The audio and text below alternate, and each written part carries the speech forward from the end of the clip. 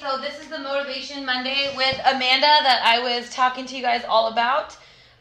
Today I'm going to be interviewing a dear friend of mine, Maria. We are going to be talking a little bit about her life story.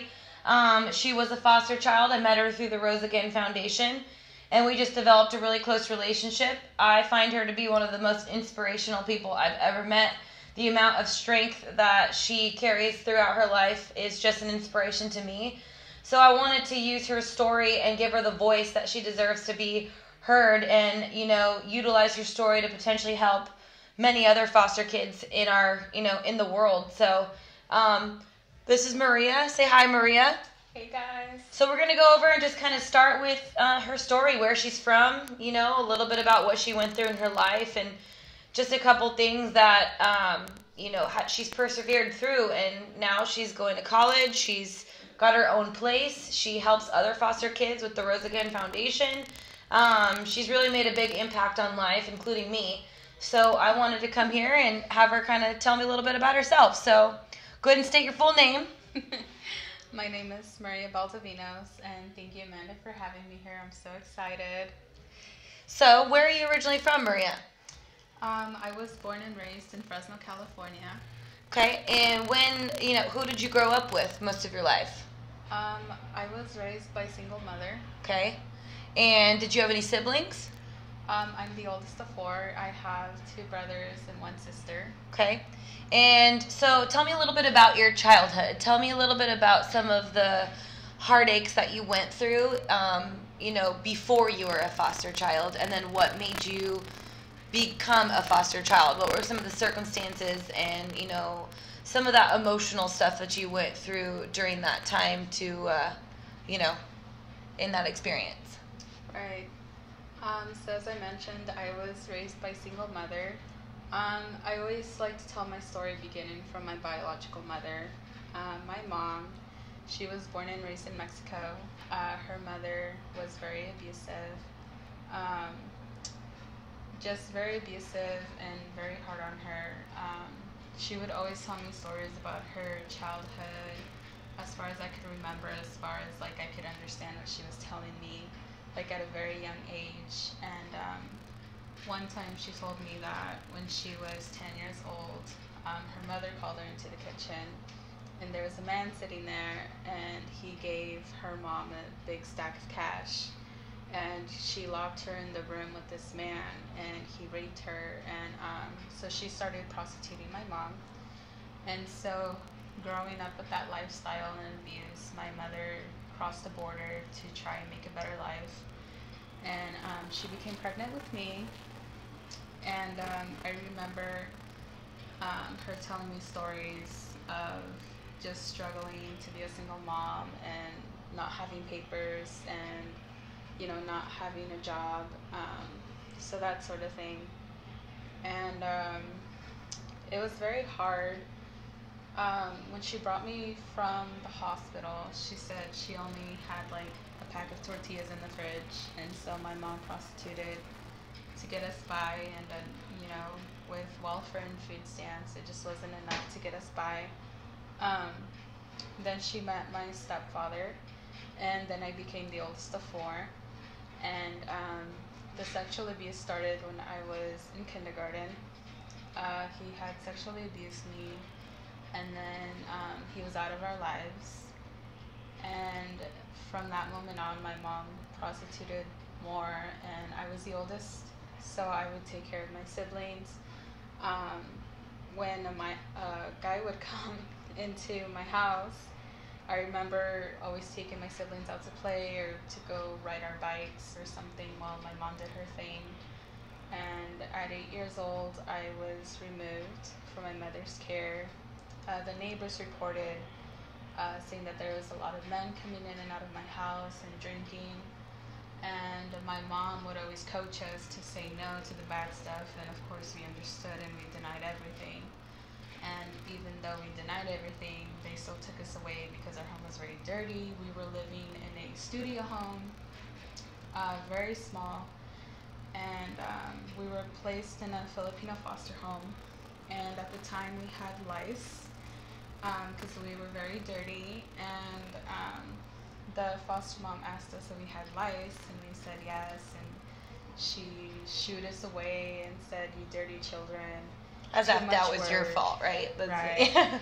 And it was very hard. I remember that night I cried so hard, and I had a room with my sister, and me and my siblings were used to sleeping on one bed and never ever separated, so that was very hard. We were never allowed to open the fridge. We were never allowed to go outside. She was very harsh, and it was just very hard. I always felt like I was in jail. It was hard watching other kids play outside and not being able to go outside. About a year and a half later, my mother got us back because she got clean. She went through her classes, and I was proud of her, and I thought, maybe this time it'll be different.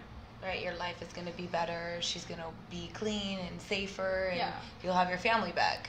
Yeah. So that must have felt very exciting after all of the heartache you had just gone through before. Yeah, it was. Yeah. And so we went back with my mom, and unfortunately that wasn't the case. My mother began selling drugs. She began selling meth, and it was very disappointing, very hard, and we moved around a lot, so I still felt like my life was very unstable. Oh, yeah. We had moved to this apartment, and I was in middle school, finally going to middle school, and I just started realizing all the things that my mom was doing was wrong, and I became rebellious, and I just wanted different. And I said, "Mom, why don't you sell cans, or why don't you sell tamales? Why don't you do this instead of doing this?" Right. And she would just yell at me and tell her to not judge her, and I have no right to judge her. And at that time, she had a new boyfriend, and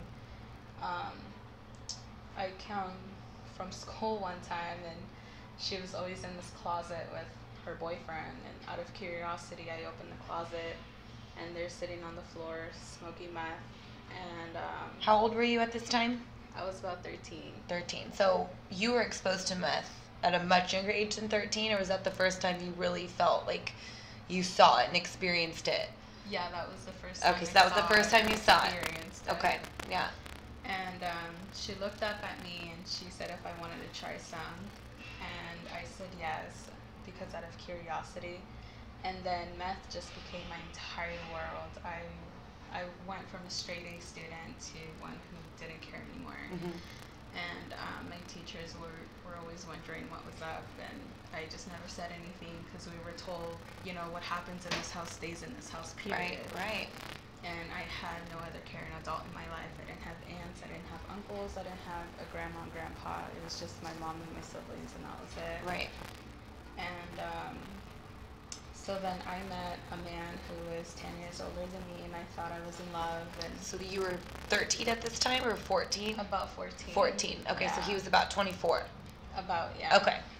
And he moved in with me a month later, and my mother never said anything, and it was just normal. And I became pregnant. I ended up having 2 kids with him, and my mother never said anything, and her boyfriend ended up being very abusive. And To you or to her? to her. Okay.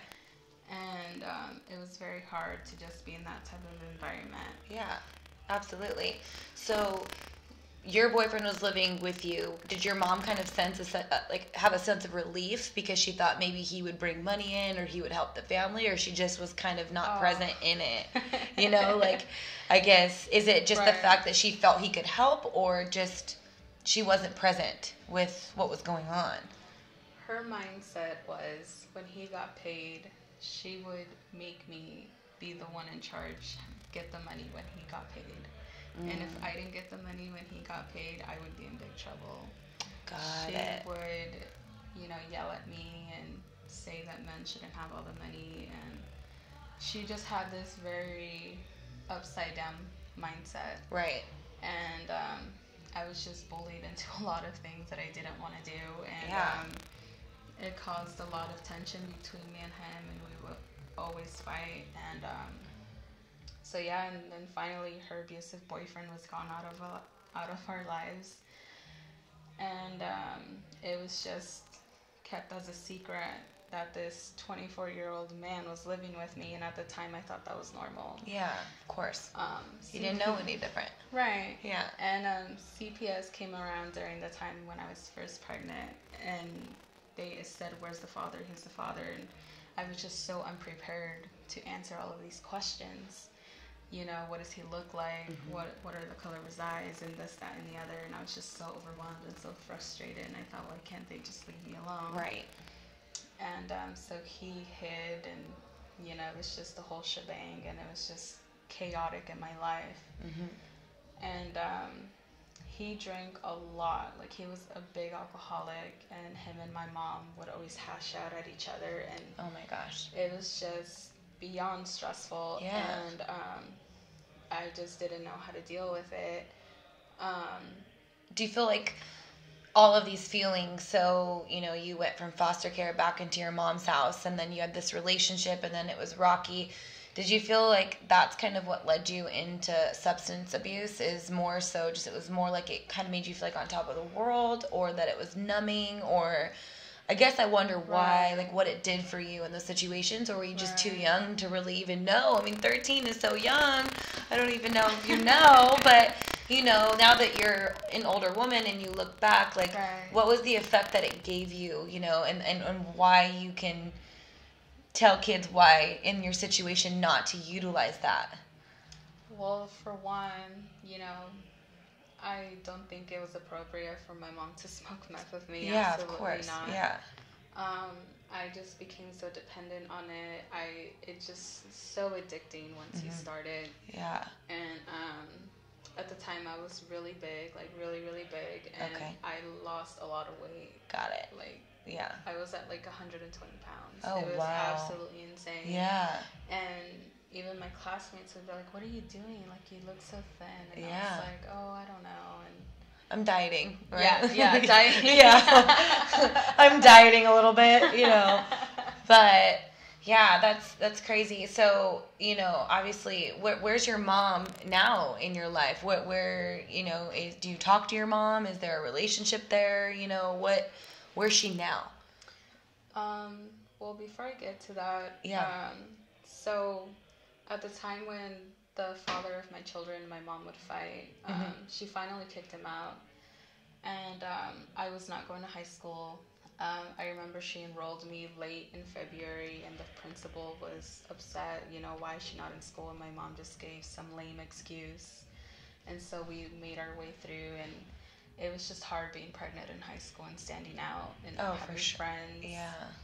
And a month later, she sat me down at the kitchen table while my siblings were in school, and I was at home with my two kids and her, and you know, she said, "I'm not going to support you anymore. Like, you're going to have to hustle." And by that, she referred to prostituting.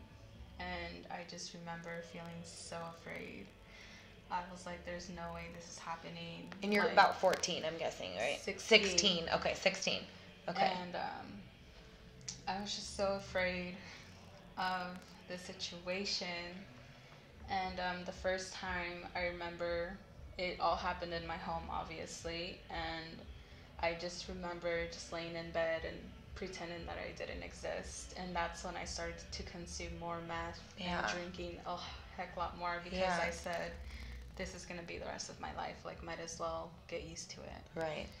And of course, again, the neighbors reported, CPS came out, and it's so funny because I look back and all the social workers, so many different social workers came by to ask me so many questions, and even the police would come and interview me and say, like, is your mom prostituting you? And I would always deny it. Of course you would. I mean, what would they expect? Right. I would always deny it.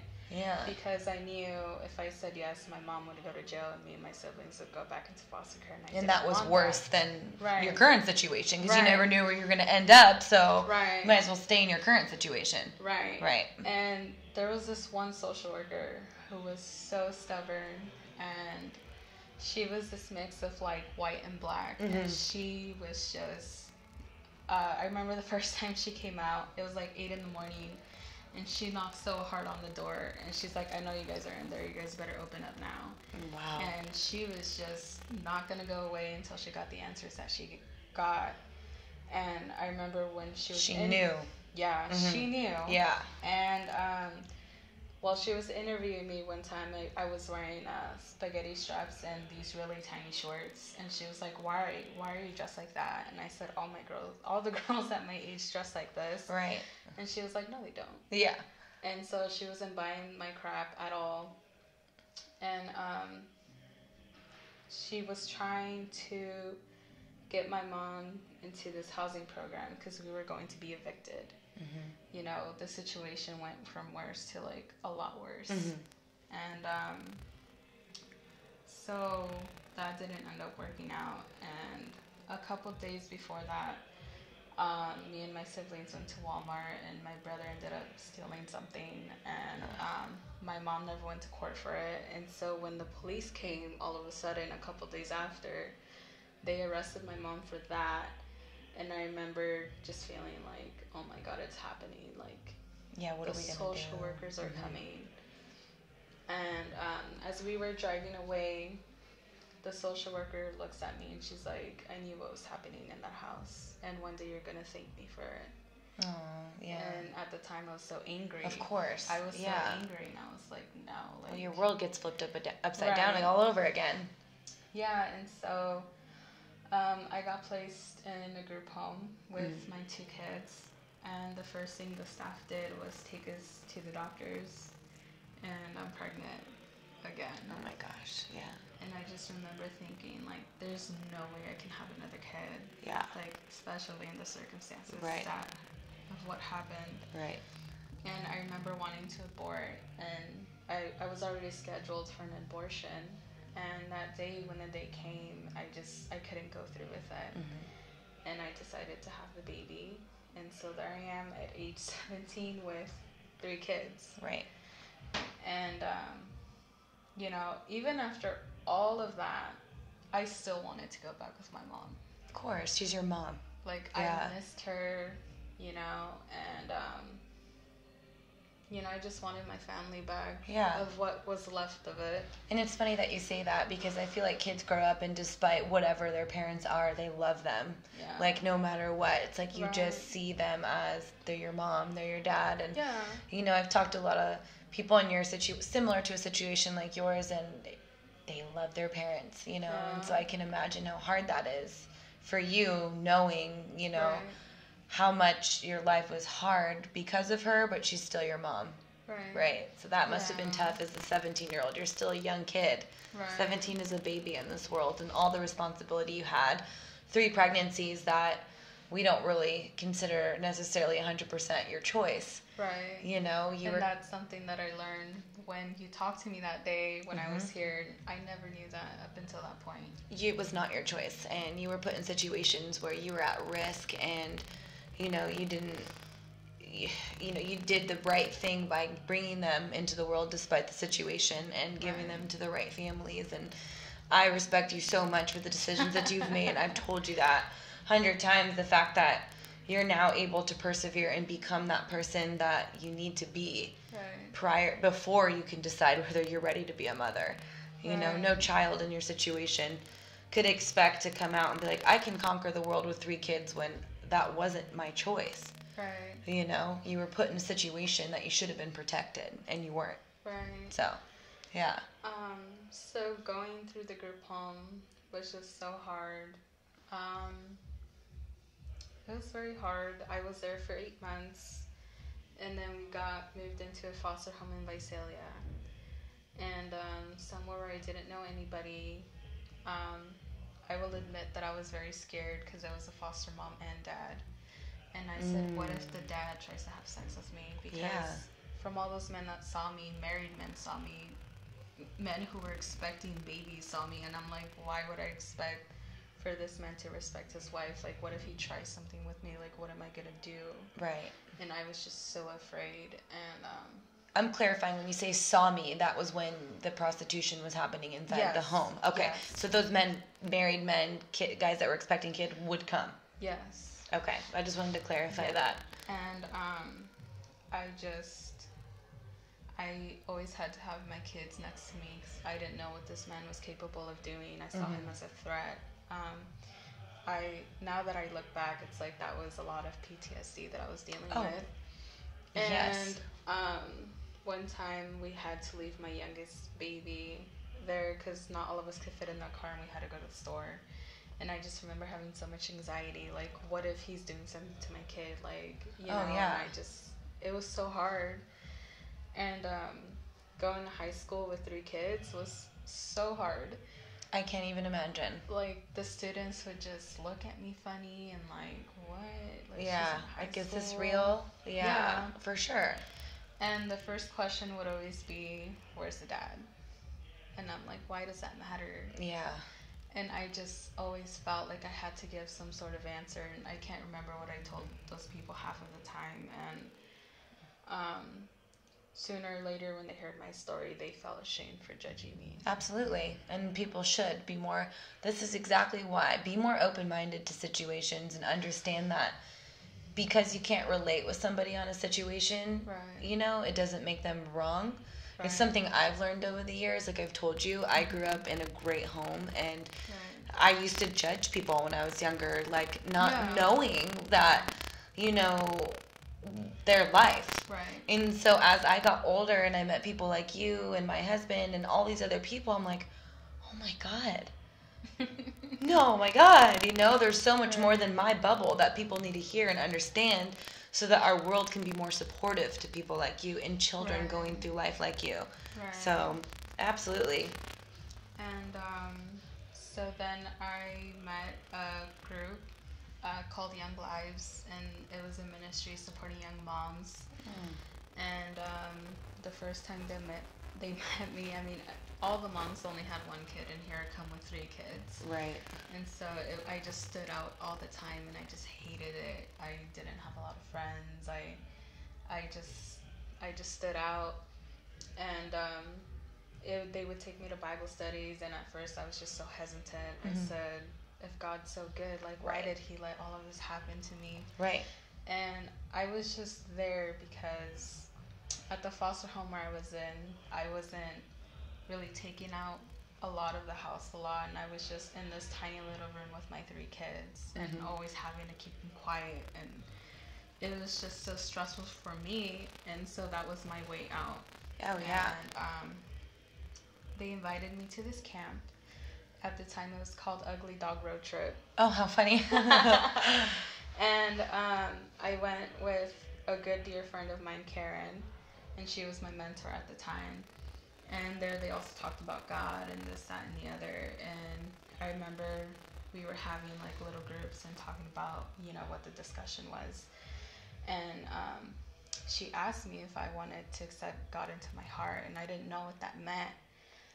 But at that moment, I just felt like it was time for me to stop fighting against him. And like he keeps coming to your life for some reason, right? Yeah, for some reason. He just keeps popping back up. I swear, it always happens to us. And so I accepted God that night, and I didn't really know what that meant. And I had this thought process, oh, my life is perfect now, now that I have God in my life.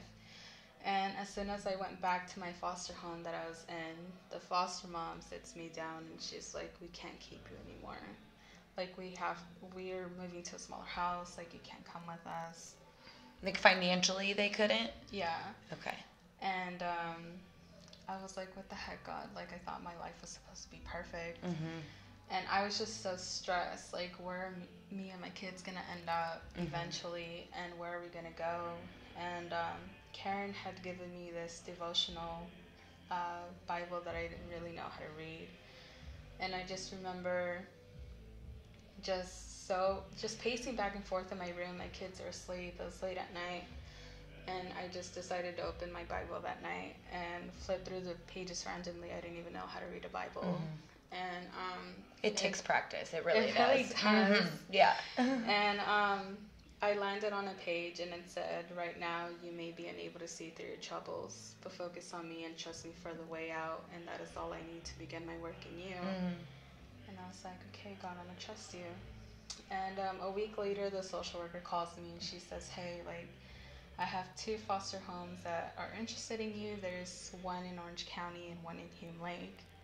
And I said, Hume Lake? And she said, yeah. And I said, oh, I'm familiar with that place. And before we got moved, I got invited to this other camp with young moms up in Fresno at Hume Lake. Yeah. And every time me and the kids would go out to eat, they're at their dining table. There was like this line of staff waiting to hold our kids while the moms ate.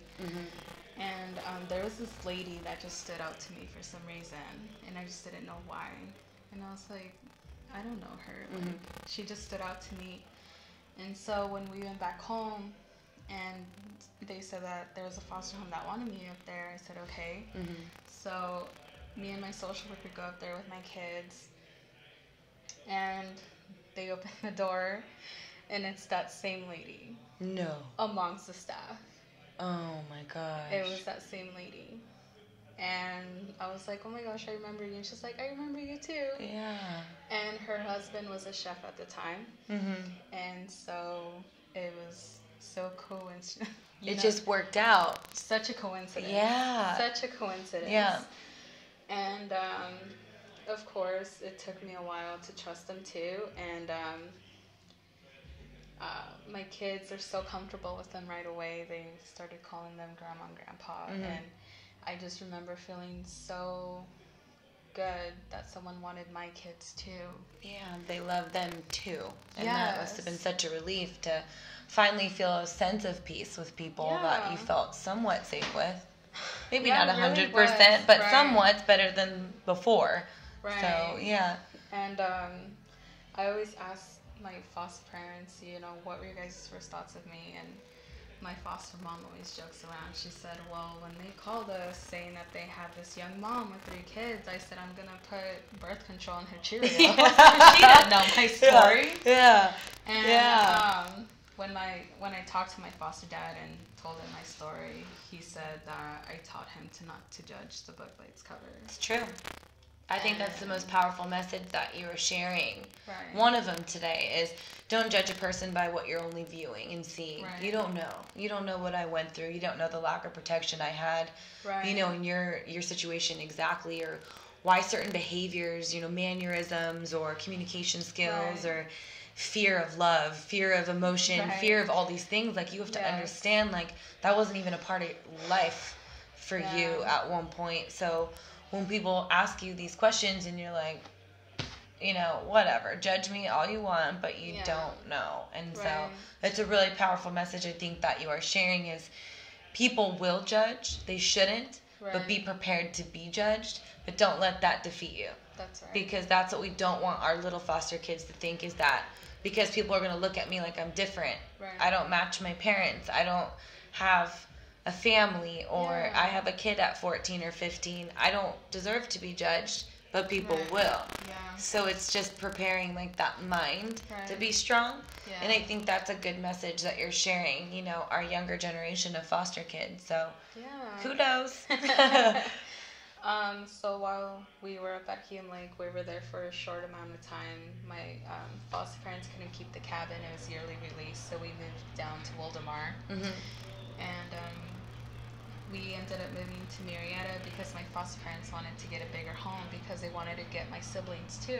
Right. So we would all be together, and that didn't end up working out. So we were there, and of course my life wasn't perfect. I still struggled a lot with disciplining my kids and just being a mom to my kids. I can imagine. You didn't have a role model necessarily to teach you that. Right. And that's what moms are supposed to be. Right. Right? I mean, in a lot of ways, parents are supposed to teach you how to be a parent or just a human being. Right. So you didn't really get any of that, Maria, so I think you're doing pretty good. And so my foster parents at the time had offered to take my kids for a little bit while I focused on my education and worked on myself. And so graduating high school was such a big struggle in itself, from all the moving and inconsistencies, the lack of education. I remember my high school principal when I was pregnant with my second child and she found out, and I just missed so much school and she called me into her office, Mhm. and she dropped me out of school, and she said, your education's thrown out the window. Like, you're never going to go anywhere. And I just remember feeling like... Is that even legal? I mean, that's what I'm wondering. Like, how can you say that to a little person? Right, and I felt like she was right. And at the time, when high school required for you to pass your Casey exams, or Chasey, I can't remember how to pronounce it, I failed it like 5 times.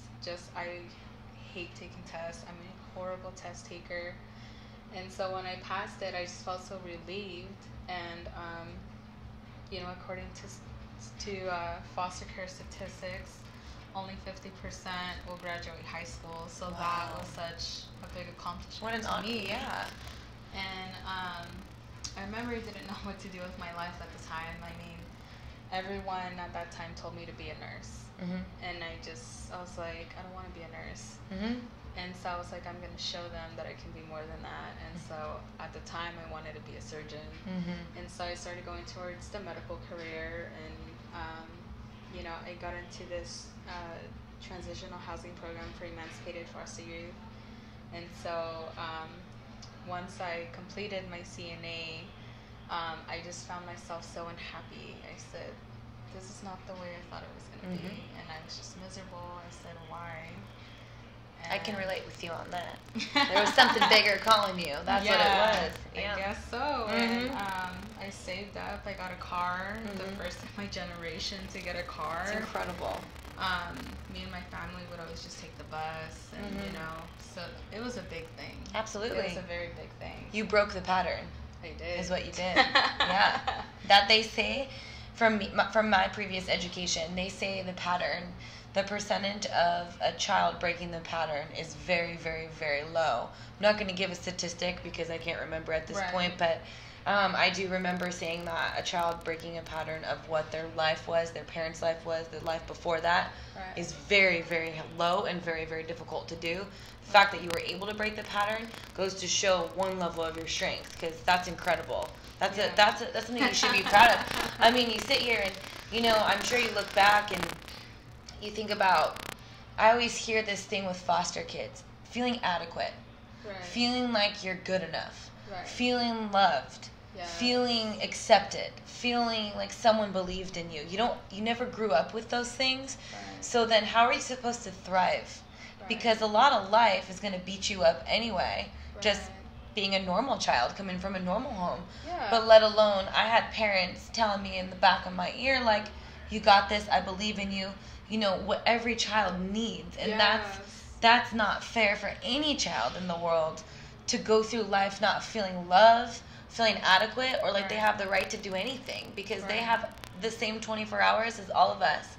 It's just the fact that the one thing I've noticed is feeling adequate, feeling like they are able to do what I was able to do because of where I came from. They didn't feel like they had the right to, or they were able to.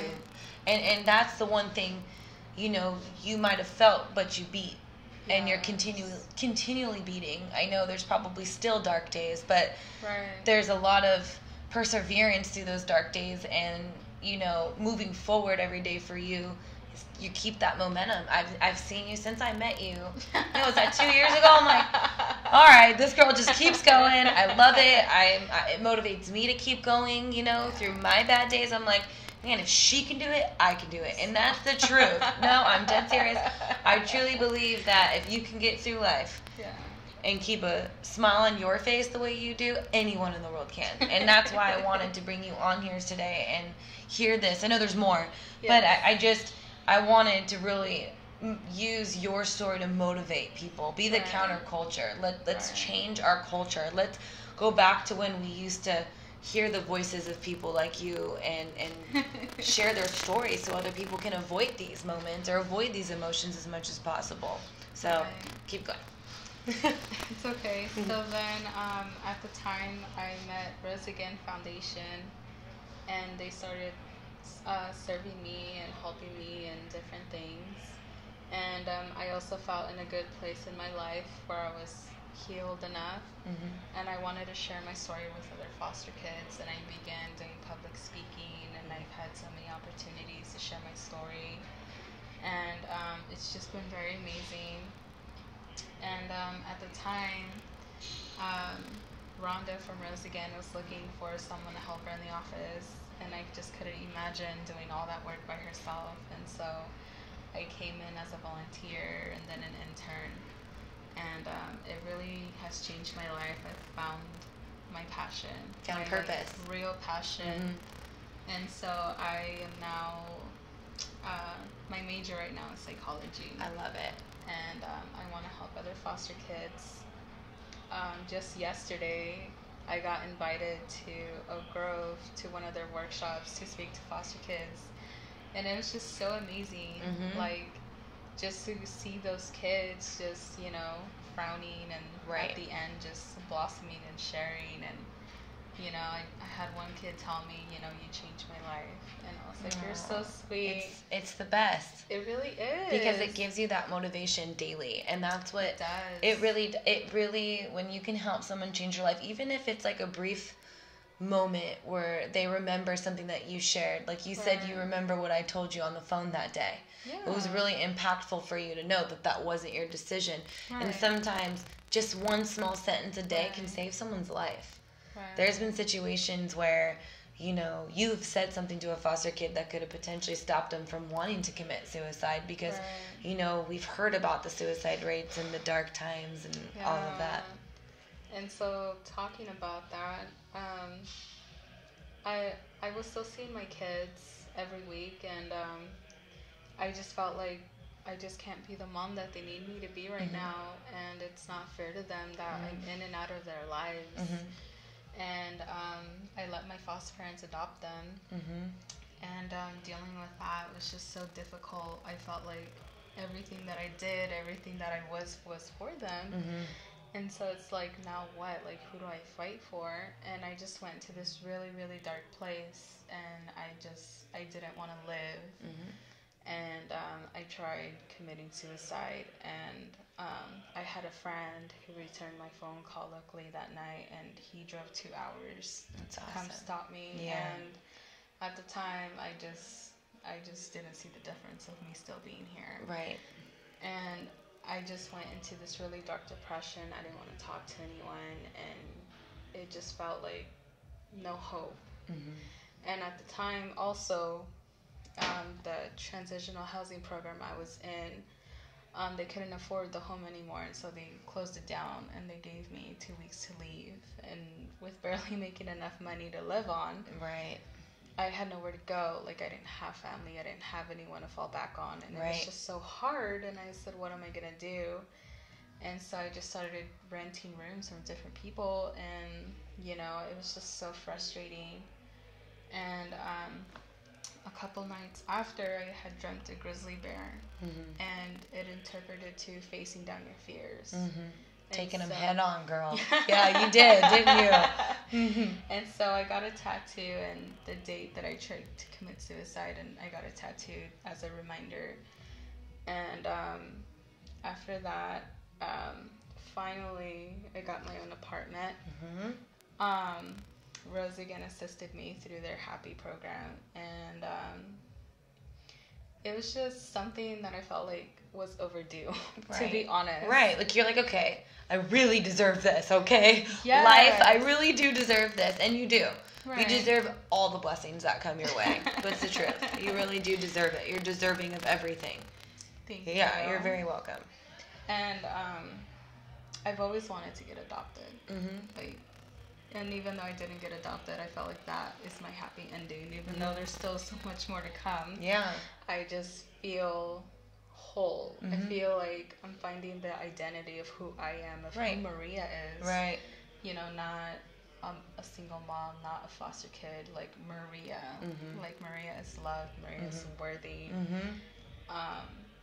You know, the day that I moved into my apartment, I felt like that was the last day I would put my things in a trash bag. That was the last day I would ever feel fear of moving again. That was the last day that I would have to worry about fitting into another home. And it was just my home, my safe place. You get to go and cuddle in your own bed with your own blanket and just be you. Yes. For the first time in your life. And for the record, how old are you now? 22. So you're 22. Wow. So this has only been, what, 4 years? Yeah. Since you left that whole situation? So yeah. that's pretty remarkable. That's Yeah.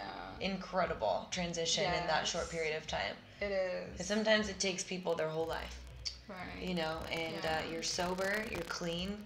We're clean, right? That's a good sign. But, you know, you're helping change lives. You're going to college. You're working hard. You're doing everything that a 22-year-old is supposed to do, which is incredible, right? You're finding your identity, and I am. You deserve it. I'm really proud of you. We all are. I am.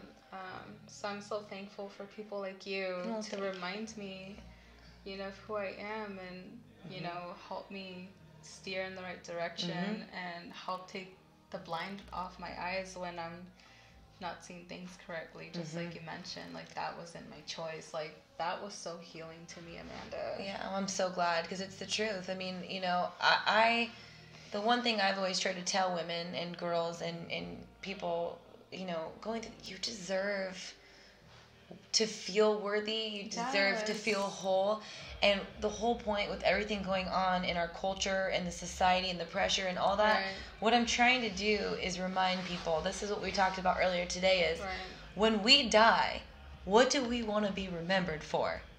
Because that's a really impactful thought that someone asked me one time. And I said, well, it sure isn't a six-pack, because nobody's going to care if I have a six-pack or nice hamstrings or beautiful hair. I mean, you know, like, it's only so superficial, but like, the impact, the imprint, I mean, just in any ounce of help that we're giving back to our community, our people, our kids, our seniors, our people who have diseases, whatever it is, like, that's what you're leaving, a legacy. You're leaving Maria's legacy. You're leaving such a powerful tool even to your babies who are going to grow up one day and look back and say, my mom made the best decision for me. Yeah. Because guess what? You broke this cycle again. You gave them stability. You gave them routine.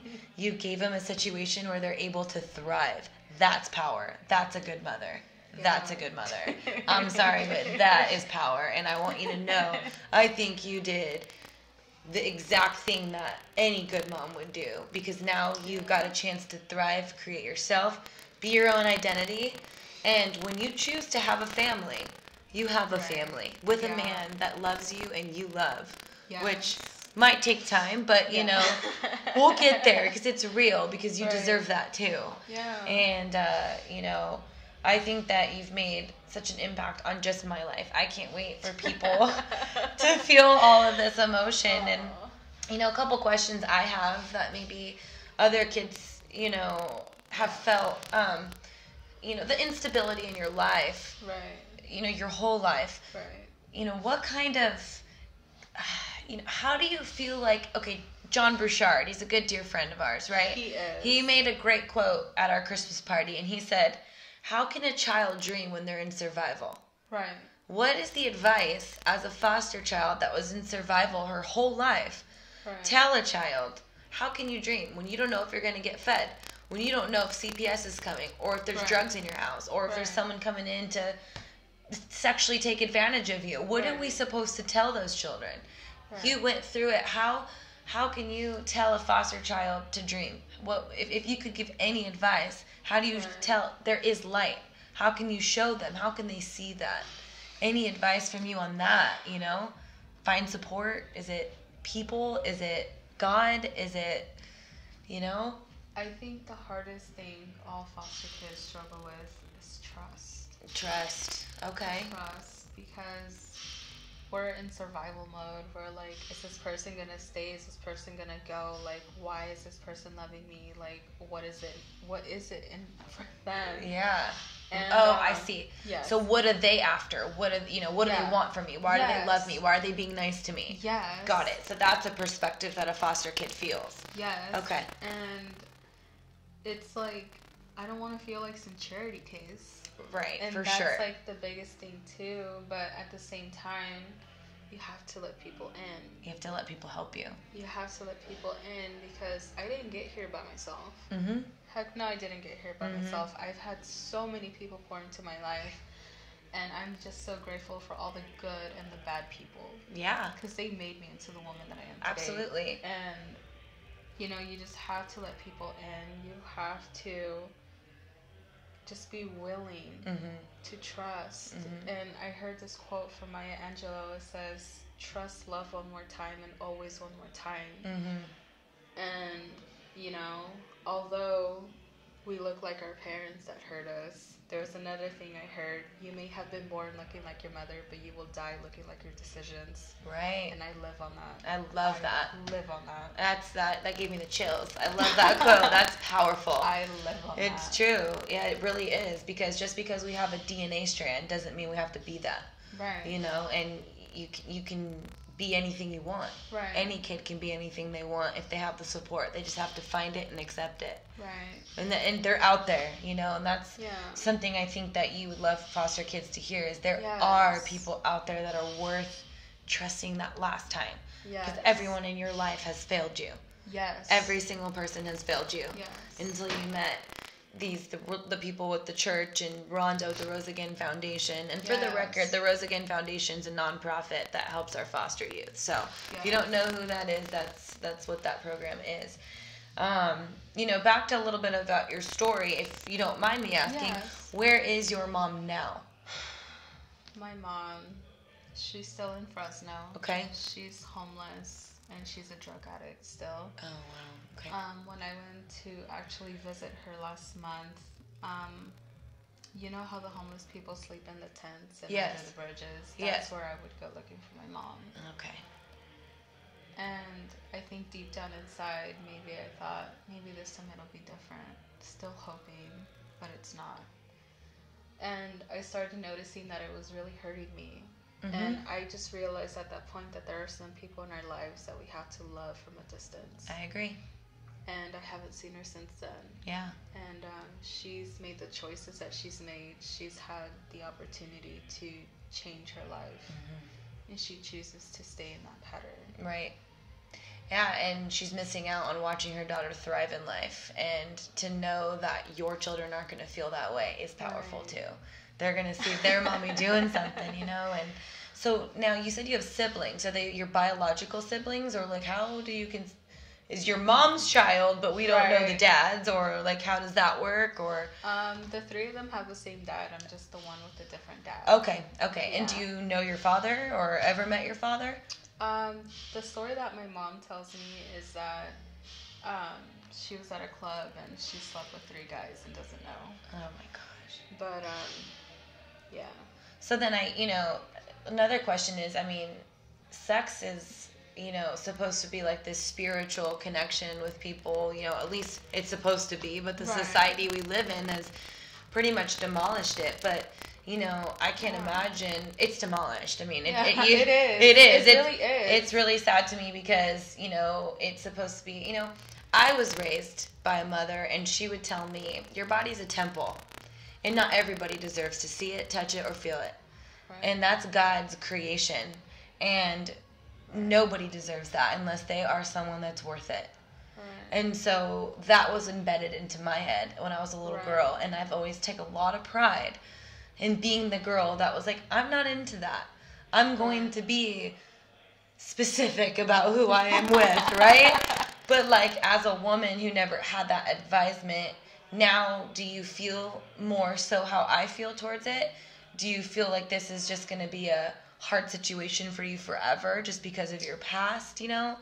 Because I know like a lot of women and men actually in my life went through sexual trauma as young kids, and it was hard for them to love or to relate sex to love, or to know that that the person that you're sleeping with is not hurting you, that they're there to love you. And is that conflicting for you, or is it one of those things that you're willing to open up with the right person? It is something that I'm willing to open up with the right person. Yeah. I do say that I have more confidence in myself as the woman that I am, and not everyone deserves that. I love that. And so, when someone that I just met will ask me, can I see all that? Can I see you speaking? Can I see you do all these amazing things? And I said, not everyone deserves to see that good part of you. Like, Yeah. I don't know you yet. Yeah, absolutely. And so do the work. Buy me flowers. Pick me up. You know, come on. Yeah, it's so true. You know, they don't. They need to work for it. They need to make you feel like the most special woman on the planet, because you are, and you deserve it. Yeah. And, you know, back to like raising kids and stuff, you know, I know coming again, you know, I only know life off of my experience, you know, and so it's funny when I always try to be transparent with people or understand where they're coming from and share what I know and the knowledge that I was given as a child, because I was blessed to have parents that gave me that advice, you know, and so the two things that I can give you advice from that my dad told me, and this makes me emotional, but I have it tattooed down my back, and it says, you take no prisoners. And that means you take shit from nobody. Mm-hmm. You know, the world is yours every day. Right. And that is one thing I want you to take for the rest of your life, is you take nothing from nobody. The world is yours every day, and nobody can stop you. Nobody can stand in your way. When you really want something, you're going to get it, and you're going to make it happen. Right. And I believe in you, and I know that you have that strength. And I'm telling you, I'm so proud of you. You become a dear friend of mine, and I just, you know, that tip for you is literally the world is yours every day, and you are taking control of it. And that is exactly why I wanted to bring you on here today, to share with the world her story, just how she's persevered, she's helping other kids, and that's motivation. That's what a Monday's motivation needs to be about. Right. So, I mean, is there anything else you want to add to today? Maybe just one last little hurrah for a little kid out there? Well, I'm very grateful that you have me on here. You know, I feel like I found my voice. It took me a long time to find my voice. Yeah. And so now that I found it, I don't want to be silent. I want to be heard. I want other foster kids to be heard and tell them that there is hope. Yeah. And I'm hoping to finish writing my book soon. Yes, she's going to be releasing a book, and we're going to be blasting about that soon. So stay tuned into her life, because she will be having a book that you guys will be able to read with a little bit more detail and a little bit more about her life. This was a very brief There's so many few details. minutes. Yes, there's so many details, and you know, I want this to be an introduction to your book, and to let you know that myself, my gym, and everything about me is here to support you, and we're honored to have you. And you know, anytime you need anything, let me know. Even if it's Costco trip, let's go to Costco together. I will teach you how I meal prep. I would love that, actually. Yes, that would be a lot of fun. So. Well, that will be the end of it today. Yeah. We appreciate for you coming out, Maria. Thank Give me a hug. I love it. I love you too. That was perfect. Yeah. We did it. That was